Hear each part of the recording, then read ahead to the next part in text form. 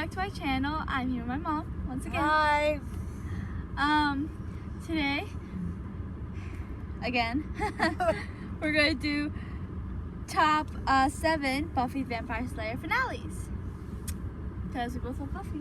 We do. Buffy and Charm were probably my first adult shows I really got into because I've loved them for as long as I can remember. Because I used to watch them all the time when she was growing up. So I kind of got addicted. Yeah. They're good So we'll shows. blame her. Or blame my Aunt Lori because is she the one that got you into them? Both of them, yeah. Yeah. My sister is the one that got me to watch both of them, and then I got Jar to watch them, and I guess it True runs in the story. family. True story. Oh my. Moving on. Okay. Number 7 is Restless from season 4. I do not like that episode, so obviously it's last. Because all the other finales I like, so it was a little harder to choose. That's the one when they were all sleeping, and yeah, then first Buffy comes. Yeah, Buffy. Buffy?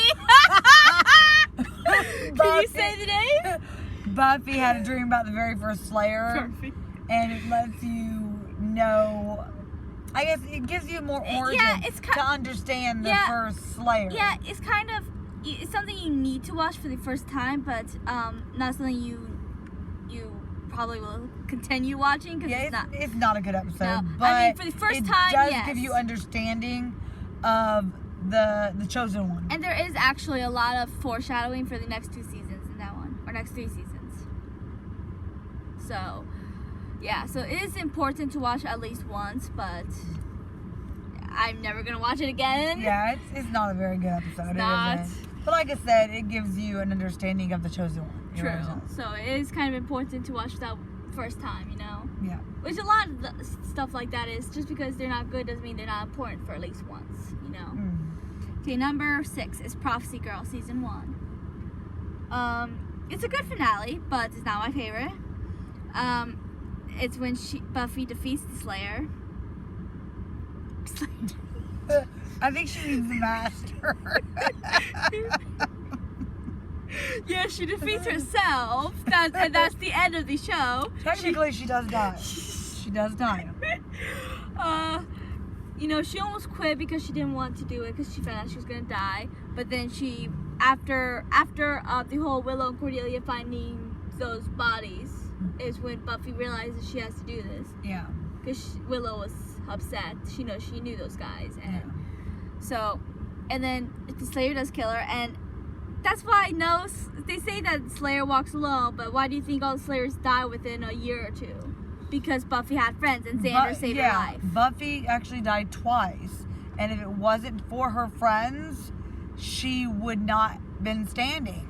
She was the Slayer the longest because she had help. Exactly. Unlike the other Slayers who all were alone and didn't have people by their side. Yeah. And then she defeats Master, and I like when she's with the help of her friends. True. I like when she says you have a fruit punch mouth. When he tries to hypnotize her and she gets closer, she's like, you have fruit punch mouth. Because Buffy has those stupid one-liners. She does.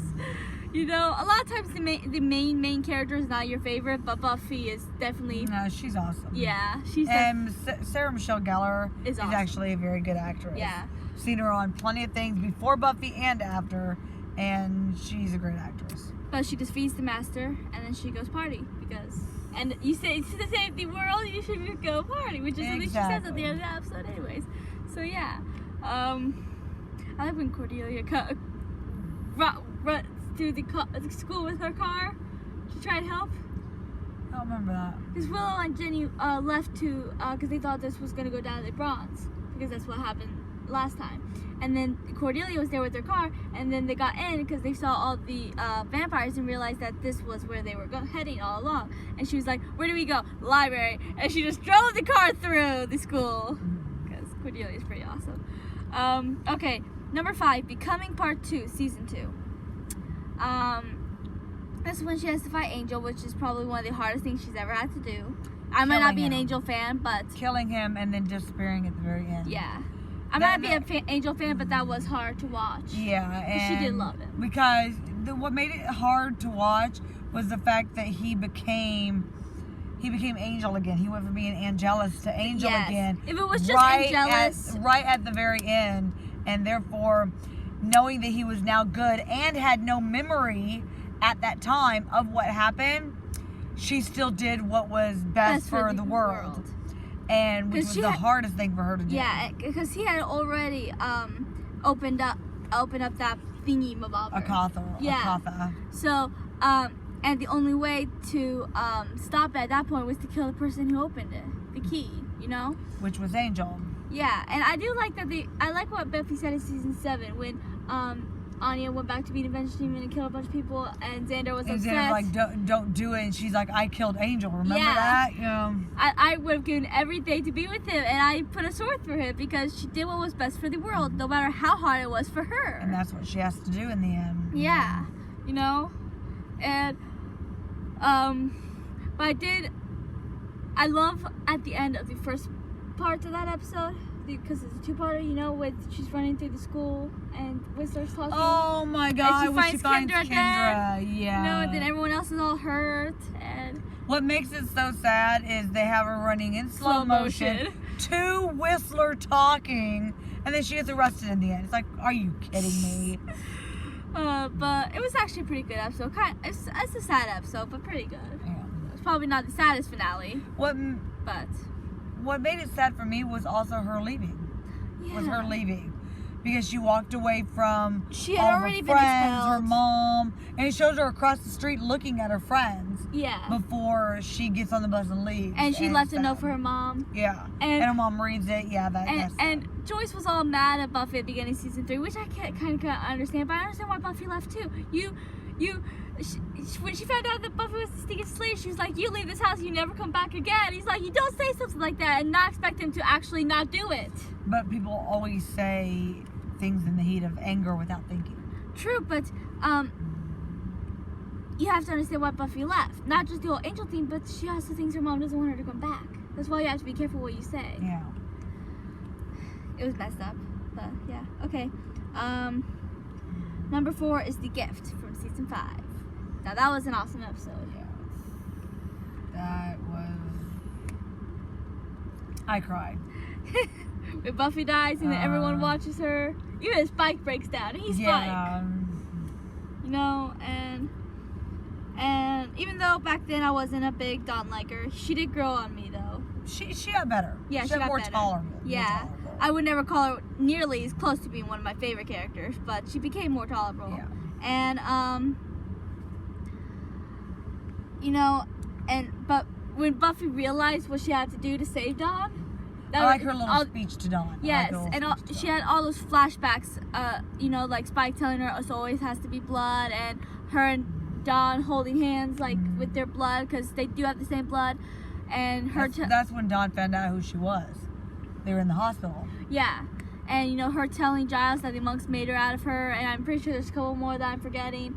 But that's when because Dawn was like, it has to have the blood or something, you know, because and you have to give up for it won't stop until the blood stops. Yeah, and you have to give up for Dawn there. She was ready to jump off that cliff. She was ready to do what was right. Yeah, so you have to give up for Dawn. That's admirable. That's very admirable. But Buffy couldn't lose her little sister. Maybe they didn't grow up together like she thought, but she did have the memories, and she loved her little sister more than anything. And she couldn't fathom the idea of losing her, you know? That's right.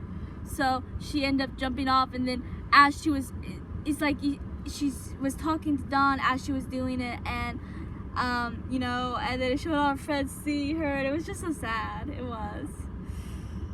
Very much so. Yeah. But it was a good finale, and I love her fight with Glory, you know? And, you know, Glory could have probably killed her too if it wasn't her friends. I mean, Glory at one point was like, what are you going to hit me with now? And then that's when Xander came in with a wrecking ball. Exactly. See, Glory could have killed her right there too. She is a god, you know? And I love when Willow saves Tara, you know, because that was all sweet, because I love Tara. And I feel so bad for her, you know, she's already been through so much. Okay. What's next?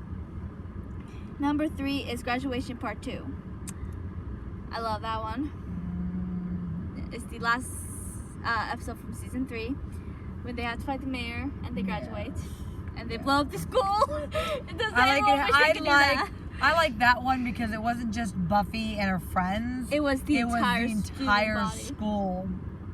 How they all rose up to the Yes. challenge to Fight the mayor. help Buffy and save the world. And that's when Harmony became vampire, and they bring her back throughout season 4. I think that's the only time they bring her back. No, she was on season 5 because she was there with Dawn. I forgot about that. Yeah, because Dawn invited her in. I like it when Cordelia calls him and said, "Why did you tell me that her Harmony?" Oh, because she thought Harmony was gay. Yeah. And it turns out Harmony was a vampire. Like, That was on Angel though. yeah, I know. But I'm Yeah, just but saying. that was funny. That was funny.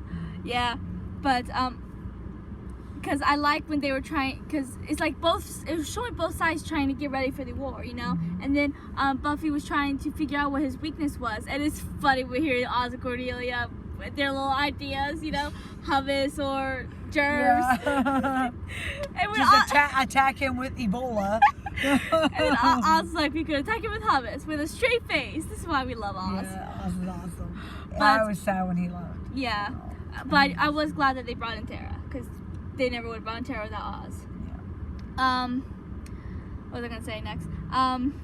But I like when they realized that Faith was the mayor's weakness, because the mayor really did care about Faith, you know. And I think he was the only family Faith ever had, you know. And when Angels told her that, she was like, "That I can work with," and then that's how she was able to get him in the end. She showed him the knife that he gave her, and That he gave Faith, yeah. that she stabbed Faith with. Yeah, and then she got him to follow her right where she wanted him to go, inside the library where there was a bunch of explosives. She jumped out the window, and then that's when Giles pulled down the thing and blew up the school. And Even when the mayor saw it, he's like, "Oh gosh." Yeah. I love that. I love his reaction. It's like he knew what was about to happen. He's like, "Wow," you know. The mayor was he was funny. He was a good opponent too, you know. He was a little weird. A little weird.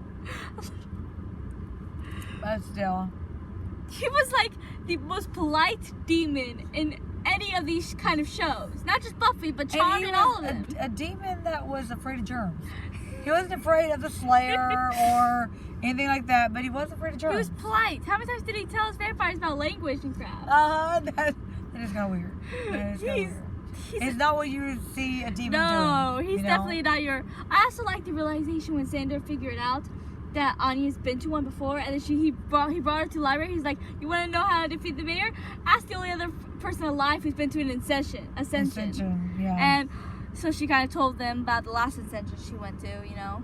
And she was scared. And she was She's a never 2,000-year-old demon. Yes. Yeah. So. Okay, number 2, Grey, season 6. This is when Willow was the bad guy, the villain, and I still, to this day, can't watch the end of that episode without crying. I don't really consider Willow a villain, because a villain to me goes after everybody. At the end, Which she did kind of when she was trying to destroy the world. because she was just trying to destroy the pain.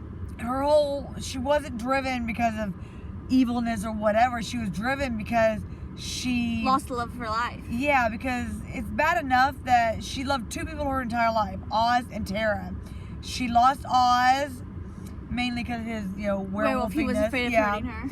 And then she lost Tara. Was murdered in front of her very eyes. Yeah. Shot by a human, nonetheless, which makes it a whole lot worse, in my opinion. Yours too, probably. But yeah, so she wasn't really evil. She just wanted to hurt the people who hurt her. Yeah. And then she wanted to kill Warren, Warren, she was and hurting Jonathan so and bad she didn't see a way out of it. So she just wanted all humanity to stop. Yeah. So that she could stop hurting. She didn't think she would ever get past this, you know? I love Buffy's moments with Dawn in that episode, realizing that Dawn was stronger than she thought. My favorite part of that episode was when Xander was the one that saved her. It wasn't the chosen one. Yeah, I love that. Xander's humanity. Everyone was, because Xander is her best friend. He's known her entire life, and they've always been close. He's always the one that helped her when she needed, that was there for her. When she turned around, it was always him. I just love how they did that. And I love how Giles, even though he had some issues with Xander at that time, he was the only one that knew that it had to be Xander. and everyone else, even Anya, was surprised that Xander had just saved the world. You know, and that will always be my favorite part. One of my favorite parts in the entire series, actually. Because Buffy always thought it always had to be her. Yeah. Even though her friends were there to help in the end, it was always her that did the final fight. Yeah. They helped her get there, but then she did the final whatever. Yeah. But in this one, it was Xander that had to do the one because that he had to. did Because it. Buffy, she was all about fighting. She was ready to fight Willow to protect what she was chosen to protect. But Xander wasn't ready to fight her. All he had to do was basically tell her how Bring much out he loved her her. humanity. Exactly. Bring out her And he was the humanity. only one that could, you know? And I really love what he said to her too, you know? About how much he loved her, how after everything they've been through, where else would he want to be in the world with her? And he earned the right to be the first one she killed. That's what something else he said. Yeah. He said that he earned that right. And even though she was willing to hurt him at first, all he had to do is stand up and just keep coming back and back and back and telling her he loved her. He said that over and over yeah. again until finally she cried in his arms as she went back to normal. And it was so sad. I still cry to this day at that scene. Because it was just, yeah. And, that scene right there is what makes Tara's death even more bounding. Because it's one thing when you watch her die, you're like, oh my God. But then when you see Willow break down and what she was willing to go through to heal herself, it was amazing. And Buffy also, if Willow would not have become dark, Buffy probably would have died too. It was Willow that got the bullet out of her and saved her life. True. You know? Because she had no idea what happened. They were in her room and Tara had walked closer to the window because she noticed that Xander and Buffy were about to make up and she got shot. You know? And then when Willow went out there and saw the ambulance and Xander told her that Warren shot her, and that's when she knew that Warren shot Tara too. She saved Buffy and then went to destroy the world. First she went to destroy Warren. Well, yeah, because she like popped off her skin. Yeah, that was a little gross. But he had it coming. Warren sucked. Okay, number 1, Chosen. I think Warren was one of the worst villains in Buffy, which is saying something considering the fact that she fought demons, but the worst person she ever had to deal with was Warren. He was human. Yeah, and I think that's a great message. Yeah, it's a good lesson. Not all, you know, you Sometimes watch humans show, are just you watch, bad. Yeah, you watch a show like Buffy and Charm, you expect all the bad guys to be demons, so which makes it easier for you to watch them die. But when it's a human and Buffy's bound to, I don't kill humans, you know, I only kill demons, how do you kill a human that's as bad as a demon? Because in her eyes, she didn't know how to, you know, it's hard to make the difference, the assumption, yeah. All right, the last one is Chosen from season 7. When all the potentials became slayers. Yeah, and then they had to fight the first creation of evil, which The thing that created evil. Yeah. So you knew that had to be good, right? When she fights that. All those Uber vamps, like hundreds of Uber vamps that they had to fight. And yeah. what you mentioned one time about how it was funny how when they were winning until Buffy went down, then they were losing. When Buffy went back up, they were winning again. Yeah, And because it is Buffy. Yes, you know, as good as Faith is, and even the other potential Slayers who are now fully Slayers, is still Buffy. You know, Buffy will always be the best. You know, but that did happen. They were winning, and then when Buffy got stabbed, then all of a sudden they started losing, and then when Buffy got pissed off again and started fighting again, all of a sudden they were winning.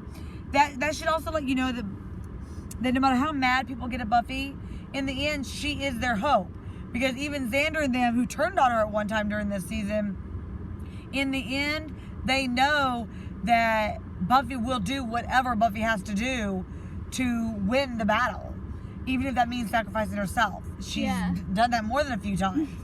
Hell, I think she's even sacrificed her friends a few times just to be able to, you know, Buffy's not a quitter. I absolutely love the speech, Buffy's speech. Like, it only showed half of it at first. And then when Willow was giving everyone their power, the Slayers their full power that they could be one day, instead of just having one chosen one at a time, or two technically now. And then it showed finished Buffy's speech that she was having about our power could be, you know, and I love my power could yes. be our power. And I love how it starts showing Slayers realizing that they had it in them. And I still love with that one girl was getting like beaten or something, and then she stands up, and like as she was doing that, it's like you can hear Buffy say, "Can't stand up, will stand up," and you see this girl stop her abuser and stand up, and it's like, it was pretty awesome. Yeah. You know, and then the final fight was awesome, you know. And the saddest part was Spike dying. Well, for me, it's a tie between Spike and Anya's death. Oh God, yeah. Because Buffy told Spike she loved him, which is something And he wanted to hear for a Anya long died time. saving Andrew, which is something you would never expect from Anya. And I think it's so amazing. It is a lot to say for her character that she was willing to do that. Her character growth. Yeah. Yes. You know, and then I think even though that scene does make me cry, I think what's even sadder is when afterwards when Xander asked Andrew what happened to Anya. Oh my God, I'm gonna tear up now. And he said, "That's my girl always doing this stupid thing," and yeah. But and then they swallowed up Sunnydale. Yeah. So yeah. I'm actually tearing up just talking about it because that was so sad, you know. And one thing I do love, which I didn't even realize for several times watching it until I read it somewhere, saying that the last word Buffy ever said in the series was Spike. Because when Giles asked what happened, Buffy was like, Spike. And after everyone else was keep talking, Buffy didn't say another word until it kind of just zoomed in on her. Even when they asked her what is she going to do now with not being the only Slayer, she just kind of smiled and kept staring out in the void. Yeah, so and it zoomed in on her. That was the perfect ending. Yes, it was. It really was. So yeah, I love that ending. It was definitely a good way to end a great show. You know, you know, because a lot of times you can say, you know, like show is only as good as their series finale. You know, how good was the series finale? You know, and that one definitely lived up to its expectations. Yes, it did. I will tell you that. The fight was amazing. The villain was amazing. The heroes were amazing. Everything, you know. Yeah, it was definitely worth the watch. Yes. It really was. So if you haven't seen Buffy or if you haven't caught up, you should definitely do that. So please like and subscribe and comment what you think are the best finales of Buffy the Vampire Slayer. See ya.